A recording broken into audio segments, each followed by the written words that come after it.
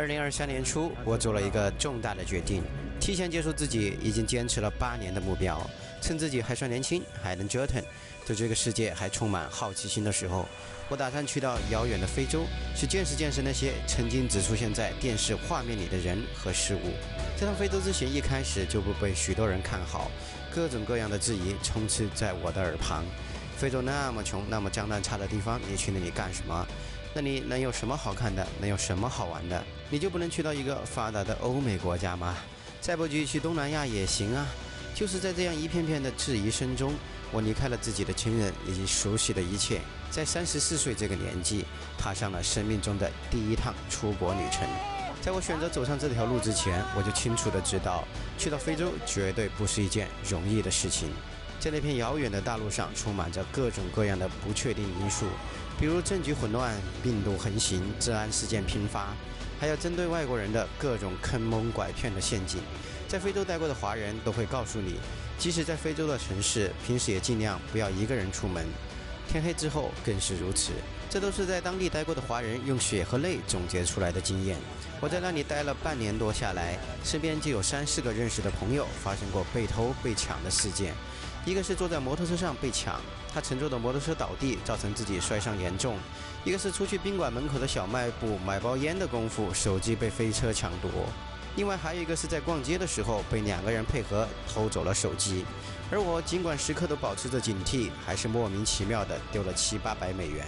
更加离谱的是，我们认识的2个朋友在肯尼亚的高速公路上被几十号人拦路抢劫，报警后不仅没有抓到劫匪，还被他们索要吃饭的钱。总之，在这片神奇的非洲大陆上，人类花了几千年总结出来的文明和经验，在这里似乎并没有达成共识。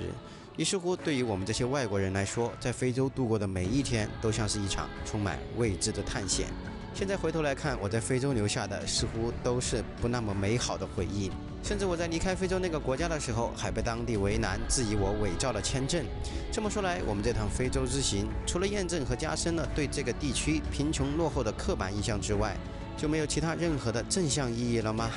在我公布即将踏上非洲大陆的计划的时候，有一种质疑的声音格外的刺耳。你们这些自媒体博主就喜欢去这些贫穷落后的地方找存在感。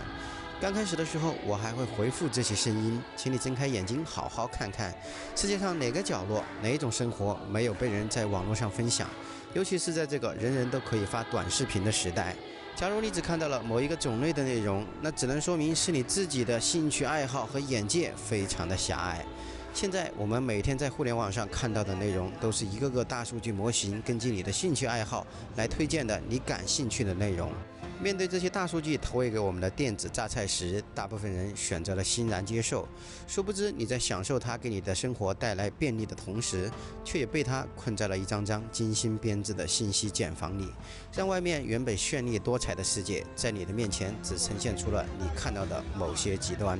久而久之，就造成了我们只看到了部分的现实世界，甚至还以为这个世界本就应该如此。长此以往，很多人就很难再去容下那些不同的声音和意见了，整个社会的价值体系也愈发单一。比如现在流行的网红审美，再比如某些人发表的这个东西不好吃，那个东西不好玩，这件事情没有意义，谁反对谁就是那啥啥啥。我们之前在非洲拍摄的视频里曾经说过，我们到非洲之后的每一天几乎都在刷新我们对这个世界的认知。一位在非洲待了很多年的华人朋友跟我说，咱们有时候就得学学这些非洲人，他们不管有没有钱都过得很开心，从来不懂什么延迟满足，都是及时行乐及时享受。咱们觉得他们的生活过得苦，他们还在嘲笑咱们这些中国人活得累了。我虽然不敢苟同他们的生活方式有多好，但在那片大陆上的人的确一直都在按照这种生存方式生活。当地人虽然普遍都不怎么富裕，从另一个角度来看，他们的日子确实要比咱们过得轻松，相应的烦恼也少了许多。我刚到那边的时候，还曾想过用自己的价值观去影响和改造他们，到头来才发现，人家可能根本就不认同你的价值体系。就像有一次，我觉得当地人吃的食物太单一了，带着他们去吃我们认为好吃的，在当地来说也是比较贵的中国菜，结果人家根本就不吃，他们宁愿去吃那些在我们眼中脏乱差的街头食物。还有一个中国朋友跟我说，他送了很多衣服和礼物给他的当地员工，结果人家根本就不喜欢，也不珍惜这些在我们眼中很有价值的东西。所以，究竟什么是好吃的，什么是有价值、有意义的？每个看似简单的问题背后，都蕴含着每个地区不同的生活方式以及价值观的考量。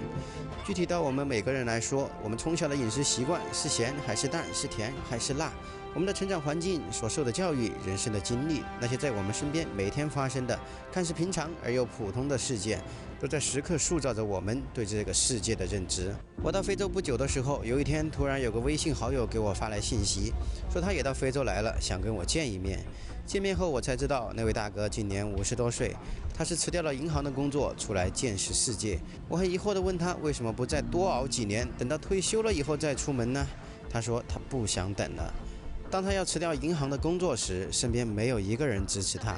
人们都很难理解他为什么那样做。也有人不停地给他算经济账，这样会损失多少钱。即便如此，他依旧没有改变自己的主意。辞职后，他先是一个人开着一辆车在国内转了一圈，现在又开始独自一个人满世界的跑。在我们中国人从小接受的教育体系里，都是被各种谆教导，哪个是对的，哪个是错的，什么事情应该怎么做，什么样是成功，什么样是失败，这是有意义的，那是没有意义的，却鲜少有人鼓励我们发散自己的思维，勇敢地出去探索未知的世界。所以在世界上其他国家的人看起来，我们中国人很善于模仿，却又缺乏创新。就是在这样的教育环境下长大后，当我们独立面对生活时，才发现现实的世界和大人们和书本上教的好像并不一样。于是当我们走出学校，独立面对生活的那一刻，因为从小被保护得太好，面对现实而又残酷的生活时，开始变得手足无措起来。最终大多数人都被社会磨平了棱角，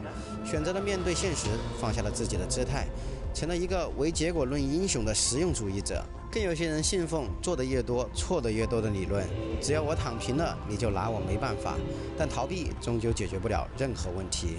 如果说今年我们去到非洲，给我留下的全都是那些并不美好的回忆，这段旅程也完全是没有什么收获和意义的话，这显然是不够全面的。就像我们前面说的那个劝我要向非洲人学习及时行乐的朋友，我在他身上却看到了他为了这个所谓的及时行乐，比任何人都要努力，因为他打算在45岁之前存够钱退休，离开非洲，开始享受生活。而那个不顾一切50多岁还要从银行辞职出来的朋友，他告诉我，他平时不抽烟、不喝酒、不打牌，几乎没有什么其他任何的爱好。在这个年纪，他能有个提前退休的机会，找到一件自己喜欢做的事儿，他是真的不想再等了。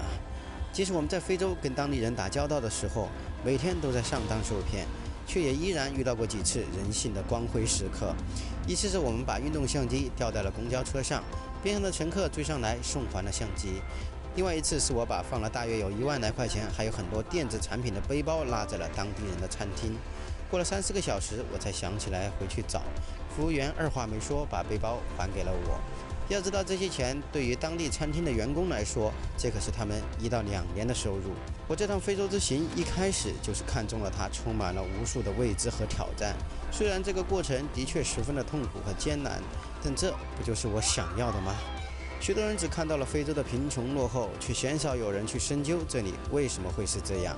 何况我们国家才吃饱饭几年，这就忘了自己是如何走过来的吗？在非洲这段时间，也让我充分地认识到这个世界的多样性以及自己的不足，以至于让我下定决心放下一时的得失，走出自己的舒适圈，沉下心去学习英语，为将来去往更多的国家，见识到世界更多的可能性做好准备。相信在2023年，大家或多或少的都听过一些关于英语无用论的论调，但即使你随便出趟国，也会明白英语的重要性。何况随着我们国力的提升，将来注定会有越来越多的外国人来到我们的国家，也会有越来越多的国人走出去寻找机会，多掌握一门人无我有的技能，哪怕是打游戏打得比其他人好，也能让我们出去交友聚会的时候增加谈资。